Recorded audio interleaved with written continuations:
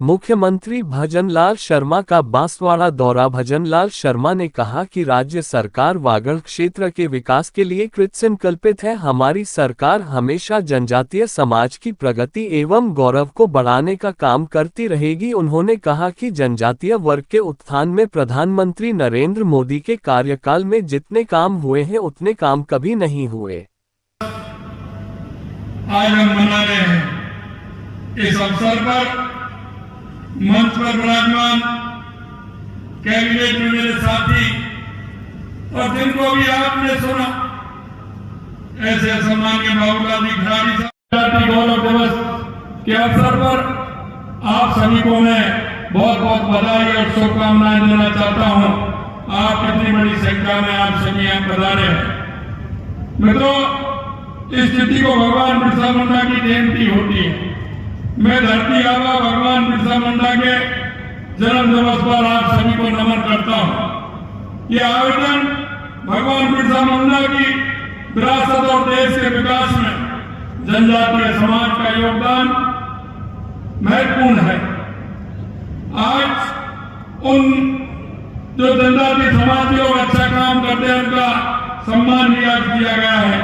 आप सभी आदिवासी भाई बहनों का अभिनंदन करता हूं और आप सभी को जनजाति गौरव दिवस की हार्दिक बधाई भी देता हूं। जनजाति गौरव दिवस हमारे उन बहादुर आदिवासी वीरों को समर्पित है जिन्होंने आजादी की लड़ाई में अपना सब कुछ योगदान दिया।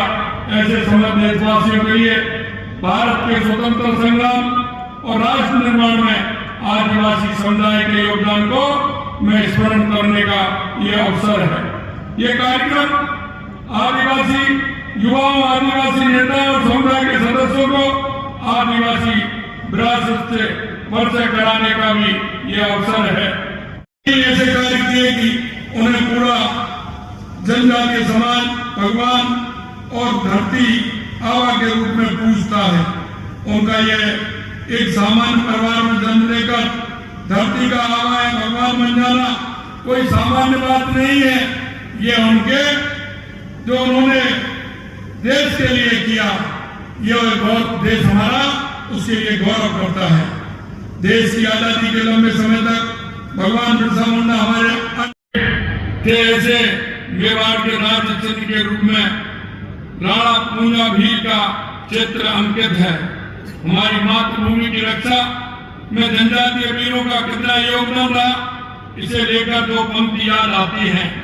मैं कहना चाहता हूं, चित्तौड़गढ़ राष्ट्र का गौरव है, मेवाड़ वही वीरों की, राणा सांगा के भालों की, भीलों के तीखी तीरों की। क्योंकि ये जब गीत गाया जाता था तो चाहे वो मुगल हो या अंग्रेज हो, वो यहां से भाग जाते थे। जिस तरह से भगवान बिरसा मुंडा ने अंग्रेजों की गुलामी की बेड़ियों को तोड़ने के लिए खुद को बलिदान कर दिया, उसी तरह हमारे बागड़ अंचल में गोविंद गुरु के नेतृत्व में हमारे आदिवासी वीरों ने अंग्रेजों की गुलामी से लड़ने का काम किया। बागड़ की इस धरती पर मानगढ़ धाम पर 1500 से अधिक आदिवासी वीरों का बलिदान साक्षी है। मैं पूज्य गोविंद गुरु और मानगढ़ धाम में अपने प्राणों की आहुति देने वाले ऐसे सभी आदिवासी शहीदों को मैं नमन करता हूं, उनको मैं प्रणाम करता हूं। मित्रों, मैं कहना चाहता हूं, राजस्थान में भाजपा सरकार भी आदिवासी समाज के लिए जीवन को बेहतर बनाने के लिए काम कर रही है। हम डूंगरपुर में डूंगर बरंडा और बांसवाड़ा में 5 या 4 कोट जनजातीय नायकों के स्मारकों का निर्माण करने जा रहे हैं। उदयपुर में वीर बाल का कालीबाई संग्रहालय का निर्माण करेंगे। हमने अनुसूचित जनजाति के विकास के लिए टीएसपी फंड की राशि 1000 से बढ़ा करके 1500 करोड़ कर दी है। इसके अतिरिक्त जनजाति वर्ग के लिए जनजातीय क्षेत्रीय विकास विभाग द्वारा संचालित खेल अकादमियों में छात्र छात्राओं की मेजबत्ता राशि जो 2600 रुपए थी, उसको भी बढ़ा करके हमने 4000 रुपए किया है। हम शाहबाद 12 में शहरी जनजाति के लिए तीरंदाजी व एथलेटिक्स खेल अकादमी की स्थापना भी करेंगे।